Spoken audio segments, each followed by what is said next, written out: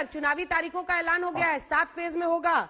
आप तो खैर उत्तर प्रदेश ही नहीं, पंजाब भी घूम रहे हो, हर जगह आप घूम रहे हो, क्या कर रहे हो, क्या कह रहे हो इन रैलियों में आप? बीजेपी के खिलाफ प्रचार अभी भी जारी है आपका? सवाल नंबर 1। सवाल नंबर 2, अब तो रैली रोड शो पर रोक लग गई है सर, तो फिर आपके पास क्या वैकल्पिक व्यवस्था है? कैसे अपनी बात पहुंचाइएगा और कौन सी बात कह रहे हैं आप?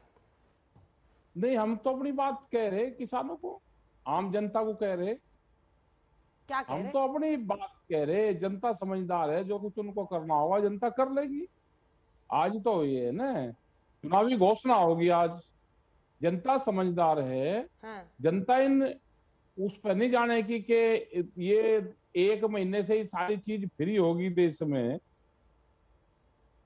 मेडिकल का क्या हाल है, रास्तों का क्या हाल है, एजुकेशन का क्या हाल हो रहा है, फसलों के रेट नहीं है, बिजली कल की है कि छूट दी है। हाँ, 50% 50% हाँ। भैया कितने दिन चलेगी? आप बिलों को वापसी कर सकते थे, आधे रेट कर सकते थे।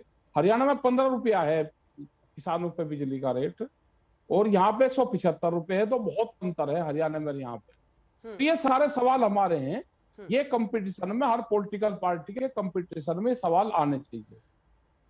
देखो देश में क्या हो रहा है कि सारे सब लोग, ये वोट कैसे मिलेगी, सिर्फ वोट चाहिए विकास के नाम पे, किसी नाम पे और कोई मामला देश में चल ही नहीं रहा। वोट चाहिए, हमको वोट दे दो, और कोई मामला नहीं है, वोट चाहिए बस। ज्यादा खराब स्थिति है गांव की। हमने दूध की पॉलिसी में बता, भाई दूध की पॉलिसी आ रही है, और दूध की पॉलिसी से वो किसान मरेगा जो मजदूर हैं, जिसके पास में 1 बीघा भी जमीन नहीं है। दूध का ज्यादातर व्यापार वे लोग करते हैं, वे महिलाएं करती हैं, जिनके घर में कोई और संसाधन नहीं है। वे अपने बच्चों को दूध से ही पढ़ाती है। अच्छा ये बताइए, दूध बेचती है, कित्तू में काम करती है। हाँ, ये बताइए सर कि अब तो चुनावी तारीखों का ऐलान हो गया है, ठीक है ना? 10 तारीख से, फरवरी से वोटिंग शुरू हो जाएगी। अब जरा बताइए, अभी तक तो आपका शेड्यूल चलता था कि आज मैं पंजाब में हूँ जी, आज मैं वहां हूँ, आज मैं यहाँ हूँ। अब तो मुजफ्फरनगर में कमरे से क्या करोगे आप? कहाँ कहाँ पे क्या बोलोगे? क्या क्या क्या सिस्टम है आपका? हम तो अपने लोगों के बीच में जा रहे हैं। जो बात है भाई, अपना सचेत रहो। अरे भाई वही तो कह रही, अब तो रैली नहीं कर पाओगे आप, अब रोड शो नहीं कर पाओगे सर, सभा भी नहीं कर पाओगे। हम कहाँ रोड शो कर रहे हैं? हम तो 20, 30, 50 लोग अपने रहते हैं, जो हमारे रूटीन के चीज हैं, उसमें कहते हैं। रोड शो की दिक्कत तो पॉलिटिकल पार्टी को होगी, उसकी भी इजाजत नहीं है। अब उसकी भी इजाजत नहीं है। नहीं है तो ठीक है। सिर्फ डोर टू डोर कैंपेनिंग, जिसमें 5 लोग हो सकते हैं, सिर्फ यही कहा गया है। तो ठीक है, कम से कम ये पंडा तो छूट जाएगा ना, जो खर्चा होता था उससे निजात मिल जाएगी। कहां से खर्चा करते थे? नहीं, यही तो करते थे। पॉलिटिकल पार्टी वालों को पूछो ना आप इनसे। ये तो ठीक है। हमको चुनाव लड़ रहे क्या? ये जनता समझदार है, ये अपने आप कर लेगी, ये समझदार है पूर्ण रूप से जनता। आपके 2 लाइनें जो है ना, यही आपका रामबाण है। कुछ भी पूछो, या बोल रहे हैं किसके खिलाफ बोल रहे हैं, किसके अगेंस्ट बोल रहे हैं, जनता कर लेगी।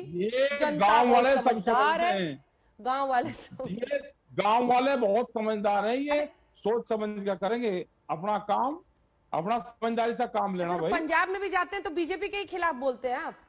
नहीं, हमने ये कहा कि हमें पंजाब में या किसी में भी, क्योंकि वहां पे कुछ किसान जत्थेबंदी के लोग भी चुनाव लड़ रहे हैं, तो हमको चुनाव वाले मैटर में जाना ही नहीं। ना हम किसी के पक्ष में जाएंगे, ना किसी के विरोध में जा रहे हैं हम। हमने जो कुछ कहना था जनता को कह दिया, और जनता खुद समझदार है। उसको लाभ हुआ होगा इस पार्टी से, भाई इनको वोट लियो। आपको नुकसान हुआ होगा तो किसी दूसरे को दे लियो। क्योंकि आंदोलन रहेगा तो ये किसान गांव जिंदा रहेंगे। आंदोलन कमजोर रहेगा तो सब बर्बाद होंगे। आंदोलन पर मजबूती रखो। सरकार तो आती जाती चीज है, किसकी आएगी किसकी बनेगी, हमें सरकार से मतलब नहीं है। नहीं, लेकिन सरकार तो किसी की बनेगी ना। तक आपने देखा, किसी की तो सरकार बनेगी ही, टिकैत साहब, कोई तो तय करेगा ही देश की नीति और नियति। इसी में से चुनना है, इसी में से चुनना है। क्या तीनों अपने आंदोलन को मजबूत रखेंगे? देखो जैसे पॉलिटिकल पार्टी अपनी पार्टी को मजबूत रखते हैं। अजी हमारी सरकार आवेगी, हमारी आओगी, हम कह रहे हैं कि हम अपने आंदोलन को मजबूत रखेंगे। सरकार किसी की भी आओ, अगर वो गांव के खिलाफ काम करेगी तो हम उसके खिलाफ मूवमेंट करेंगे। हम अपने संगठन को मजबूत रखते हैं, हम्म हम भी अपना काम करेंगे। हमारे पे क्या चुनाव आचार संहिता लग रही है? नहीं, लेकिन बीजेपी का तो यह आरोप है ना कि आप सीधे सीधे बीजेपी के खिलाफ काम करते हैं। तमाम जो किसान आंदोलन वाले हैं वो अपने अपने घरों को वापस लौट गए, आप अभी भी कैंपेन कर रहे हैं बीजेपी के खिलाफ। नहीं, कौन से के खिलाफ करा ये बताओ? हम सरकार की पॉलिसी के खिलाफ करते हैं। अगर सरकार की पॉलिसी खराब होगी तो हम उसकी पॉलिसी बताएंगे। बीजेपी तो एक पार्टी है, ये तो खामखा हमारे चिपट रहे हैं। बीजेपी एक पार्टी है, सरकार और बीजेपी एक चीज है क्या? या तो ये बता दो आप हमको। ये दोनों को रास्ते अलग अलग करने पड़ेंगे। आप बहस करो कि सरकार और पार्टी एक ही होती है क्या? सरकार अलग होगी, पार्टी अलग होगी, दोनों को अलग अलग काम करना पड़ेगा। अगर सरकार किसी पार्टी के पक्ष में प्रचार करेगी तो हम खिलाफत करेंगे। सरकार अपना काम करें, हमारा मामला है सरकार से, किसी पार्टी से नहीं। पार्टी अपना काम करे, पार्टी सरकार को क्यों अपने में आती है? इस पे देश में बहस होगी, नया इशू छिड़ेगा कि सरकार और पार्टियां अलग अलग होती है। ठीक है, इसमें बहस होनी चाहिए देश में। ठीक है, करेंगे बहस, कर लेंगे, सब जो भी होगा देख लेंगे। धन्यवाद आपका राकेश टिकैत जी हमारे साथ जुड़ने के लिए। धन्यवाद, धन्यवाद। गौरव भाटिया जी, चुनौतियां बड़ी हैं और झारखंड में खास तौर पर देखिए, पश्चिमी उत्तर प्रदेश से ही चुनाव की शुरुआत हो रही है। आपने टोन सुन लिया और खुद संजय जी या फिर अग्निहोत्री जी जो आपको एज दे रहे हैं कई राज्यों में, वो पश्चिमी उत्तर प्रदेश की सच्चाई भी बता रहे हैं। देखिए अंजना जी, मैं समझता हूं भारतीय जनता पार्टी ही वो इकलौती पार्टी है जिसने जो भी गाइडलाइंस निर्वाचन आयोग ने तय करी है उसका स्वागत किया है। मैंने समाजवादी पार्टी की बात तो करी, खंबे से लेके बम्बे तक की राजनीति उनकी है। कांग्रेस पार्टी पे भी मैं कुछ कहूंगा, हम भी माहौल खुशनुमा कर देते हैं। ये सीट नहीं बताएंगे लेकिन चुनाव जरूर लड़ाएंगे। इनसे पूछते कितनी सीटें आएंगी उत्तर प्रदेश में, नहीं बताएंगे। और आपको मालूम है हम तो तैयारी करेंगे कैसे डिजिटल रैली हो, जो वोटर है उनके संपर्क में आए। कैम्ब्रिज एनालिटिका से बात करेंगे कांग्रेस पार्टी। अरे भैया 1 लाख व्यूज चाहिए, खरीद सकते हैं क्या? थोड़ा दबदबा बना रखें। और जहां बहुजन समाज पार्टी की बात है तो मैं एक बात और बता दूं, मायावती जी तो खुश हैं, कह रही है 5 साल तो मैं निकली नहीं बंगले से, अब तो और निकलने की जरूरत नहीं है, अब तो घर से बैठ के ही अगर हाथ हिलाना होगा तो हम हिला देंगे। और अंजना जी, विरोधाभास कोई ऐसा वैसा नहीं है। उत्तर प्रदेश में कह रहे हैं लड़की महंगाई कम करोगे, बताओ महंगाई कम कर पाए हो नहीं कर पाए हो?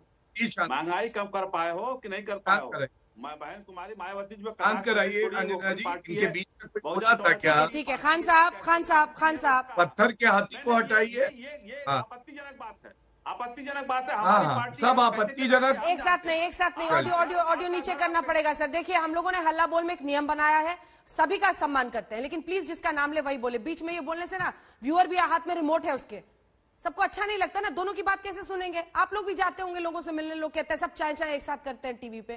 प्लीज एक दूसरे का सम्मान कीजिए, अपनी बात रखिए। नहीं करेगा, आप अपनी पार्टी के बारे में बात करिए, हम पार्टी कैसे चलाते हैं उसके बाद बोल लीजिएगा। आप हमारी पार्टी कैसे चलेगी आप? अरे गुस्सा शांत, आप बताएंगे। हम गुस्सा शांत नहीं, गुस्सा शांत नहीं वंजना जी, हम अपनी पार्टी कैसे चलाएंगे इनसे सीखेंगे। अंजना जी ये गलत बात है। आप भी तो बीजेपी पर फैसला ले रहे हैं, आप भी तो कह रहे हैं कि बीजेपी को ऐसा करना चाहिए। आवाज नीचे कीजिए। चलिए जल्दी, जिसका नाम लूं उनका चेहरा दिखाइए, ऑडियो मत दिखाइए प्लीज, टाइम कम है सबकी, अपनी जल्दी मुझे प्रतिक्रिया लेनी है। गौरव जी बात पूरी कीजिए।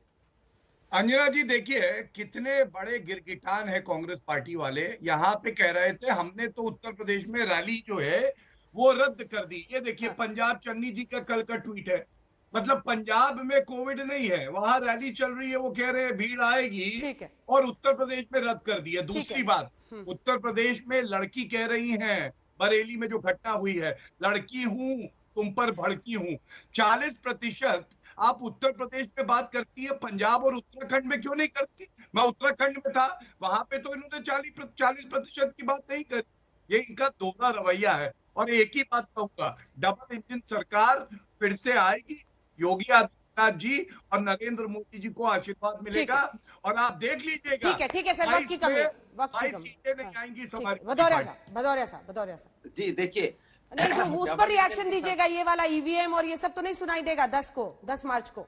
सुन तो लीजिए आप। वैसे बीजेपी के प्रवक्ता ने जो बोला, आपके समझ में आया कि नहीं आया? मुझे लगता है किसी के समझ में नहीं आया। क्या बोल रहे थे उनकी समझ में शायद आया होगा, हमें आश्चर्य उनके समझ में भी नहीं आया होगा। डबल इंजन की सरकार की बात कर रहे हैं। डबल इंजन की सरकार है, डबल तरीके से लोगों को बेरोजगारी दी है, डबल तरीके से महंगाई दी है, डबल तरीके से लोगों को यहाँ पे किसानों को रौंदा गया है, हर चीज अर्थव्यवस्था भी डबल तरीके से तोड़ी है। तो डबल इंजन की सरकार ने उत्तर प्रदेश की जनता को डबल धोखा दिया है। 10 मार्च को तय हो जाएगा। सुप्रिया जी, कंक्लूडिंग रिमार्क।